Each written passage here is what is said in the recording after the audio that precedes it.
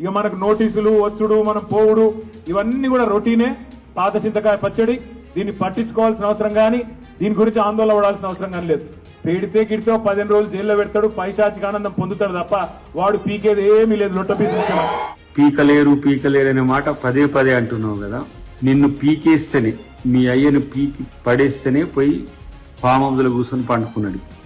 ఇలా ఏమైనా పీకగలిగితే పీకుదు కానీ ఇలా ఏ విధంగా మీ యొక్క పార్టీ పరువు తీస్తున్నావో నీ కార్యకర్తలకు తెలుసో లేదో కానీ తెలంగాణ పరువు అయితే కేటీఆర్ తీస్తున్నది అందరికి వచ్చేసిన పరిస్థితి. సోకాల్ కొంతమందిని ఏదో కొని ఆడ హంగామా క్రియేట్ చేయడం వల్ల ఏదో పెద్ద వస్తుందనే ఆలోచన కనుక ఉంటే తెలంగాణ ప్రజలు గమనిస్తున్న అంశాన్ని గుర్తుపెట్టుకుంటే మంచిది.